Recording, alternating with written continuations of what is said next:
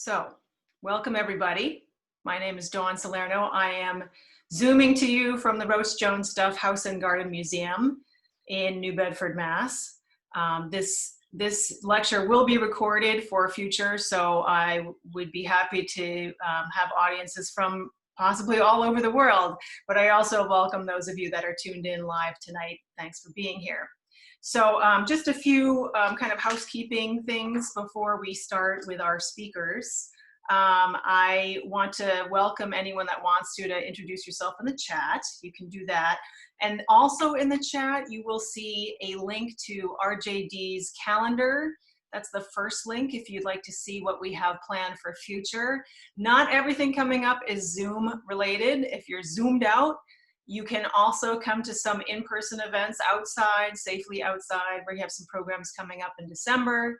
And just this week, in a couple of days, we have another talk coming up with local photographer Peter Pereira. So that will be this Thursday, right here on Zoom, if you'd like to come back to a format like this.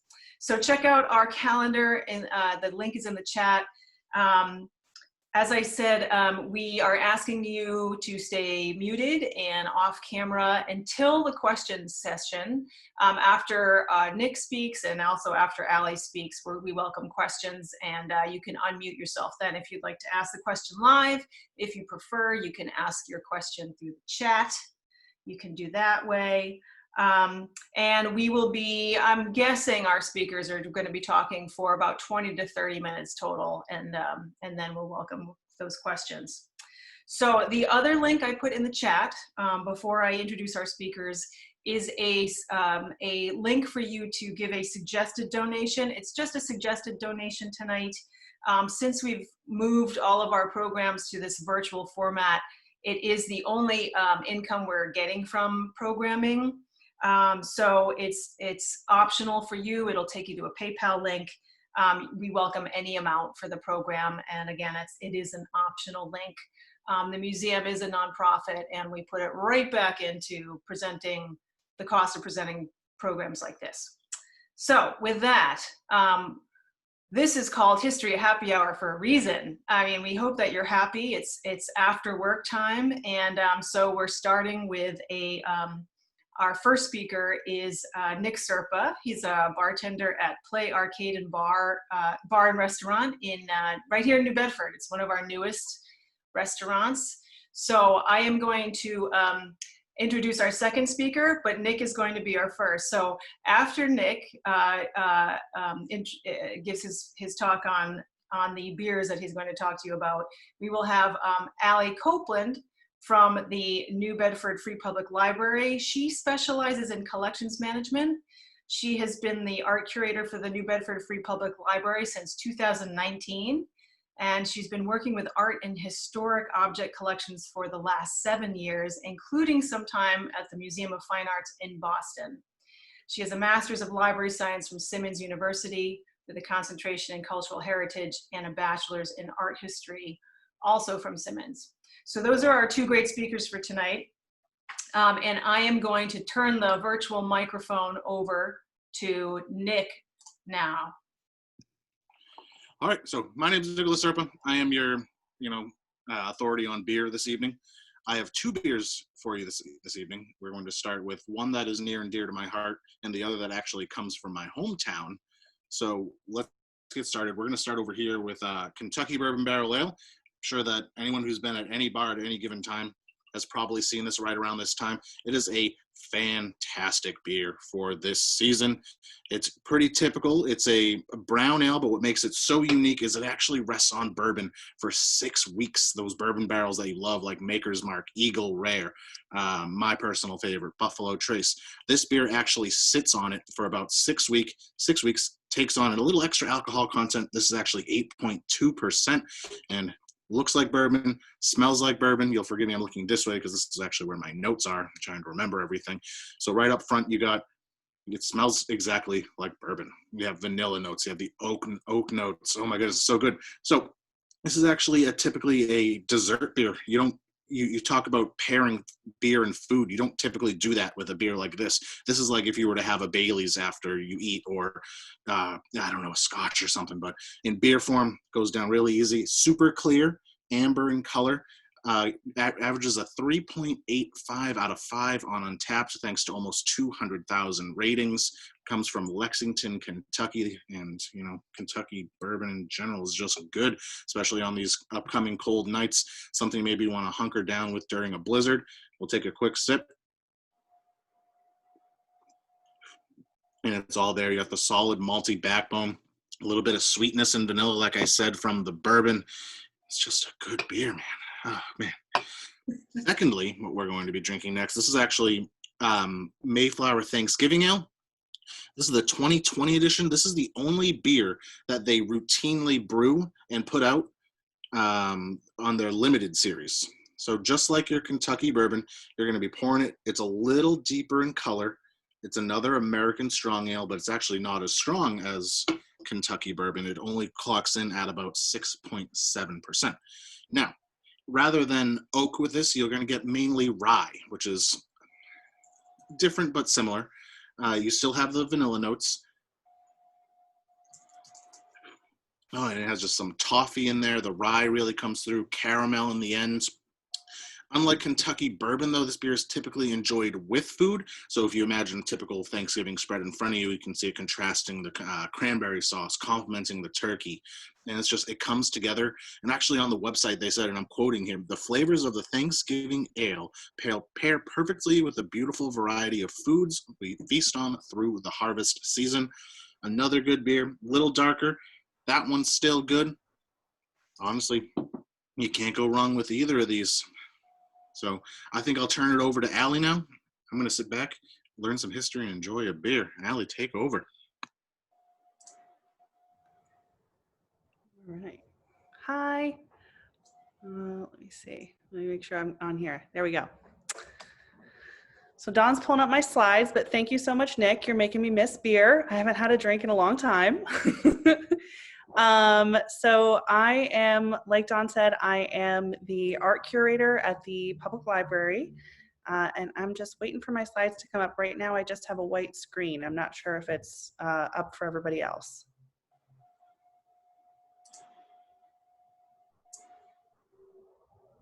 Let me check the chat here. It looked like it was up. I'm gonna try it one more time. And will somebody give me a shout out? Maybe Nick and Jessica, if you see the screen. I'm gonna pull it up again.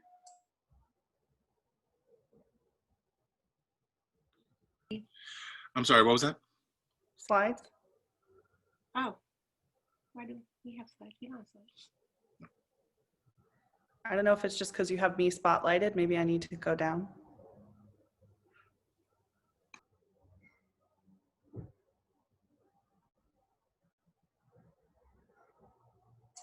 Sorry, folks, patience. That's okay. It could have just been my computer too. I don't know if everybody else saw my slide, my starting slide. Okay. Start for a moment.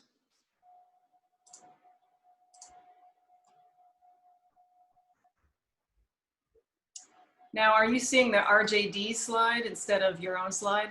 Yes. Okay, one more try.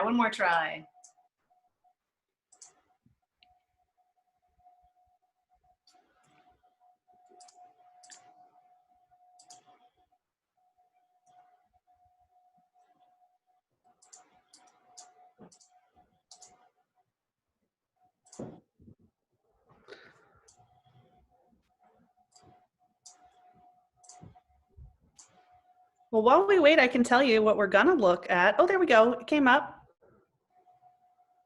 Sorry All about right, I see it. Looks good. that, folks. All right, awesome. Okay, so you're gonna have to excuse me. I'm gonna be reading a little bit for this because I did write down a lot of these facts, and there's no way I was gonna remember everything. And if you hear my cat in the background, she's just mad that she can't be part of this meeting. So today I'm going to talk about my favorite painting in the library's collection, which is The Black Sheep by Francis Davis Millet.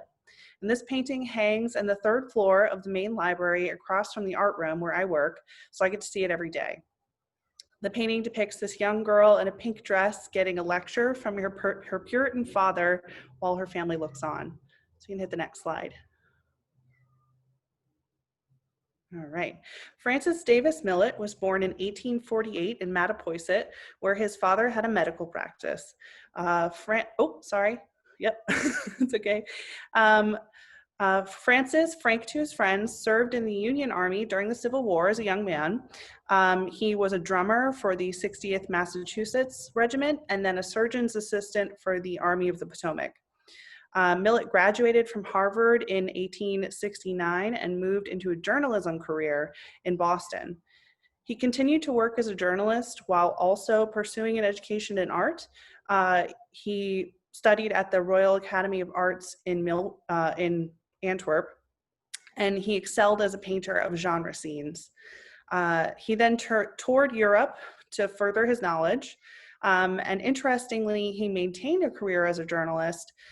He covered the Philadelphia Centennial Exhibition, among several other of these big centennial exhibitions, and he was involved in those later in his life as well.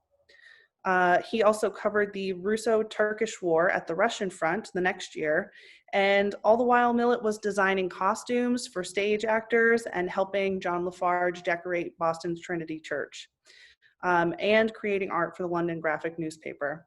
Millett seems to have been never focused on just one thing, and he excelled in many fields. Among them, journalism, easel painting, mural painting, and event planning. So next slide. All right. By all accounts, Millett was well-liked and effusive. He was close friends with many well-known artists, including John Singer Sargent. And Sargent's one of my favorite painters, so I was really interested to learn this fact.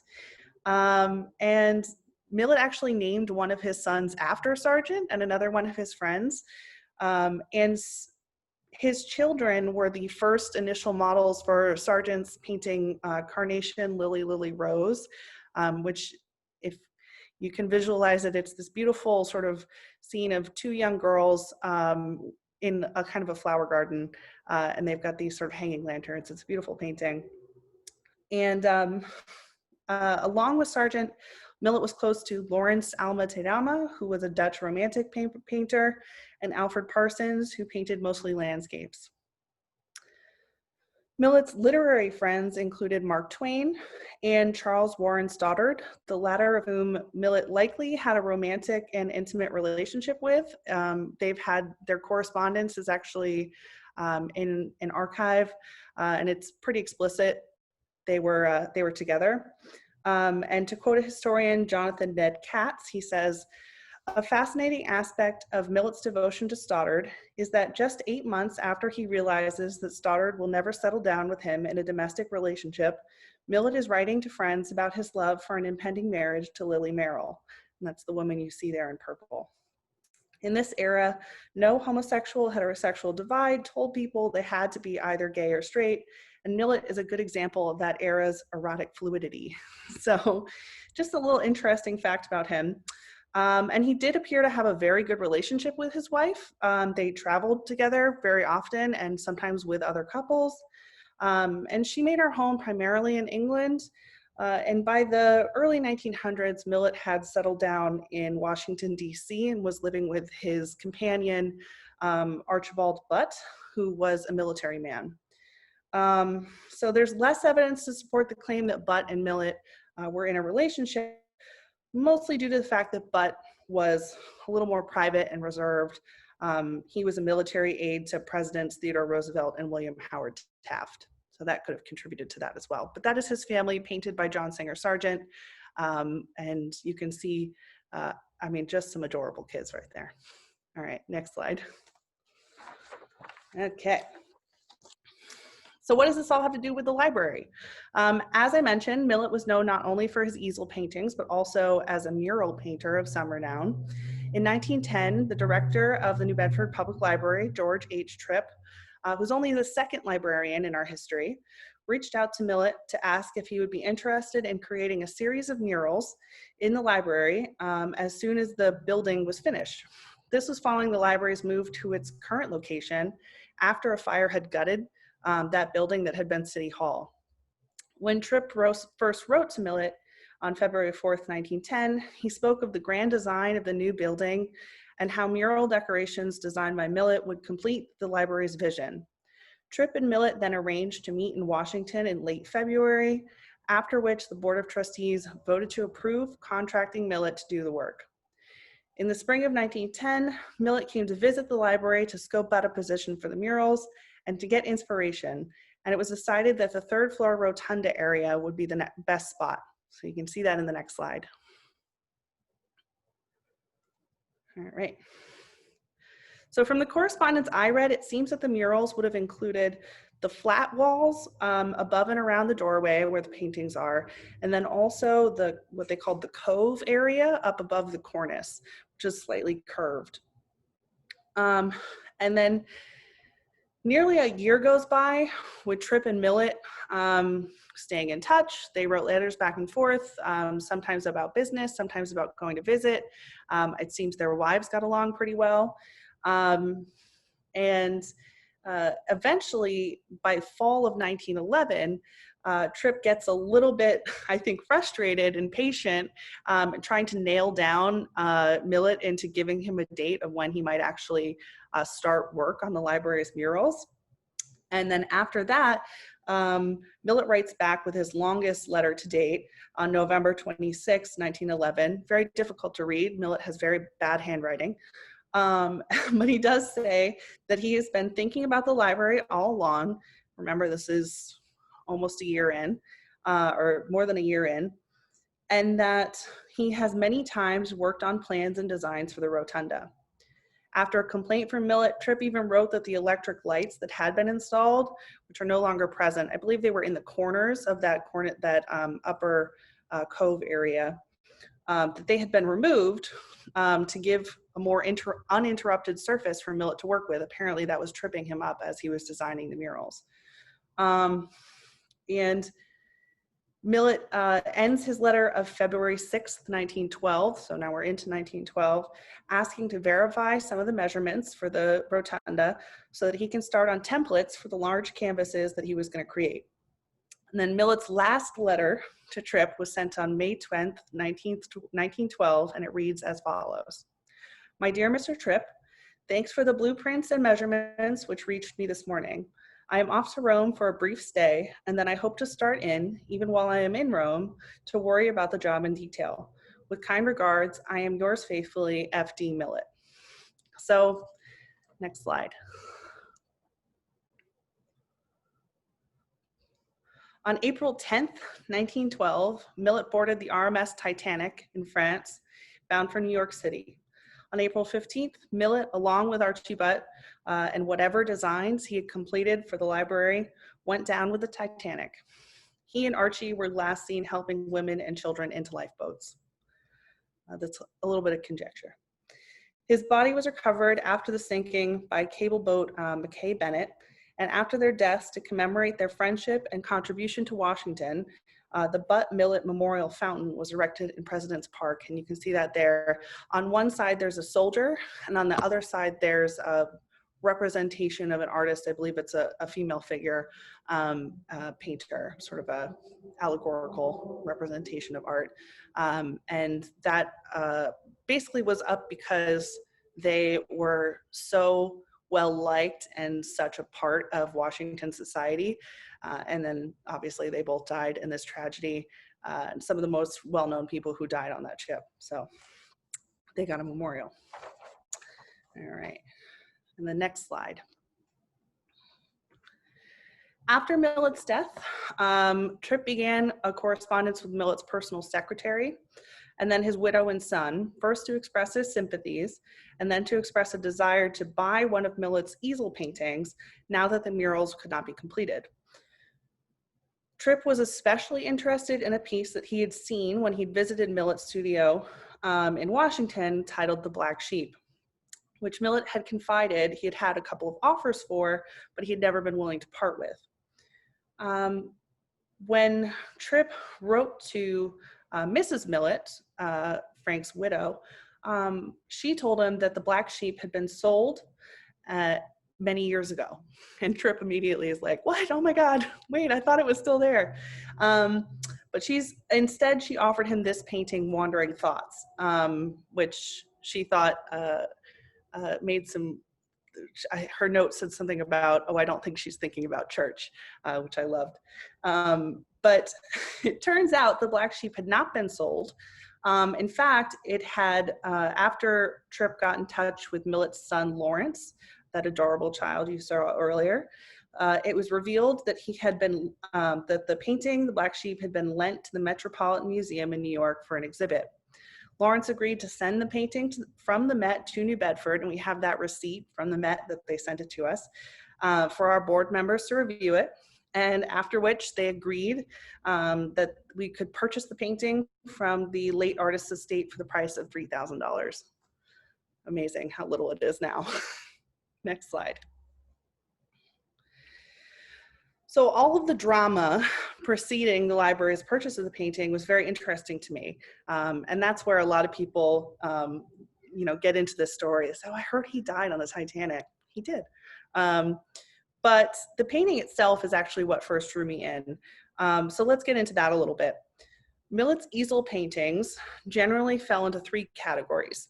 He did classical, he did Dutch genre scenes, and he did colonial American genre scenes. In case this is something you're unfamiliar with, a genre painting is something that depicts aspects of everyday life by portraying ordinary people engaged in common activities, and often, but not always, they have a moral lesson or an anecdotal story. Millet was often criticized that his paintings didn't have a strong enough message, and audiences were unsure what story he was trying to tell. This painting in the collection of the MFA Boston has this grandfather coming to visit his sick granddaughter, and the audience were sort of like, this kind of lacks a bigger message or something like that. So it's not one of his more well-received paintings. Of course, it's a beautiful painting.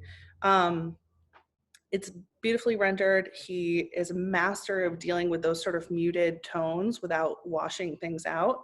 And modeling figures, the faces are always just beautiful, especially on the young girls. He does this beautiful, soft kind of painting on the face, especially. And I really appreciate the detail. I love the chair to the right. I think it looks so real. I love the little tufts of the pillow and the embroidery sampler that's on the wall. So it's a beautiful painting and definitely indicative of his style of easel painting. So next slide. So this painting, on the other hand, in which we see Millett's propensity towards painting pilgrims, and I don't know why I wrote that sentence for myself, has a much clearer story, and it's titled Between Two Fires. And we see this Puritan man who's blushing profusely as 2 women kind of tease him. And again, there's this beautiful attention to detail in the costume, in the setting, and then also in just the small pieces. There's this pipe rack to the left of that woman, and they have these ceramic pipes on them, which is a real thing people used to do. They could warm them up by the fire.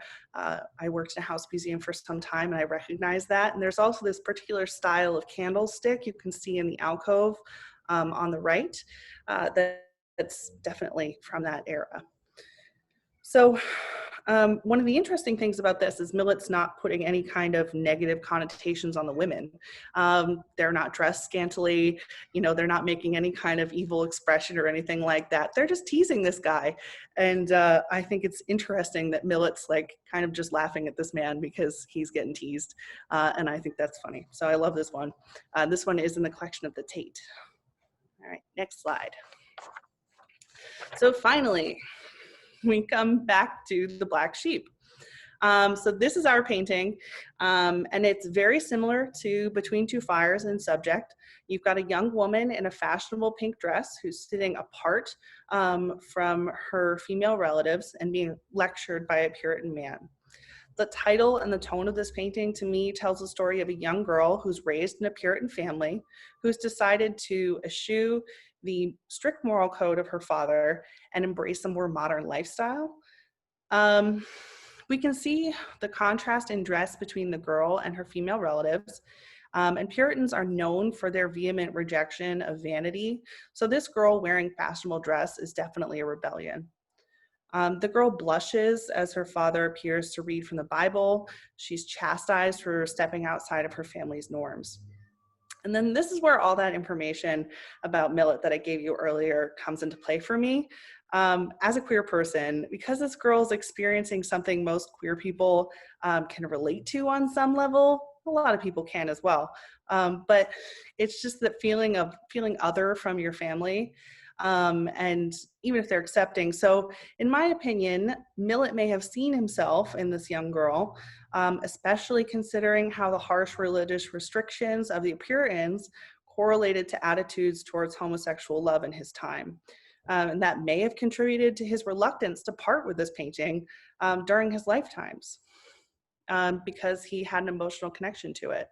And just as a personal anecdote, the first time I saw it, I definitely got that feeling from it of connecting with her. And then every time there was a gay couple that came through the library and saw it and was just immediately like, oh, I feel her pain, I love her. So of course, a lot of people can relate to this girl, but I think it is definitely kind of a queer experience in this painting, which I love. So I respond to the painting because I respond to the girl. She's just trying to express herself, and in the face of this society that sort of demands conformity. And then as far as critical analysis of the painting, we can see it's typical of his work. Millet favored these refined, realistic style of painting, and he often concerned himself with the small, tranquil aspect of life, especially in past times. And then Millet also fond of lighting scenes so that the women are more brightly illuminated and the men slightly in shadow. We can see this here. The light moves from left to right, highlighting the girl and the other young woman at the table. And then it leaves the father's face, which is turned mostly in shadow. Also, if you review Millett's other work from this time, you can sort of see him reusing some of these architectural elements, especially in the window. So this very similar window shape, and the wall color and style of walls, all very similar. And to me, I think that means that he's pulling these elements from his actual studio. These are the things he sees in his real life. And he's also reusing some of these little props that he probably has. The same pipe rack is now up on the mantle along with the candlestick, which is the same one from Between Two Fires. So overall, the genre scene, I think, is one of his best works. It combines his attention to detail, his beautiful control of tones, and I think has one of his most easily recognizable stories and morals that he was able to paint. So that is The Black Sheep by Francis Davis Millet. Thank you. Thank you both, Allie, and thank you, Nick, for your connoisseurship. That's what I love about History Happy Hours. It's a connoisseurship of both drink and visuals. So that was great. I appreciate you both. So at this point, I'd welcome anyone that wants to either in the chat type a question or unmute and ask your question, verbally. What we will do is we will stop the recording here so that you can do that.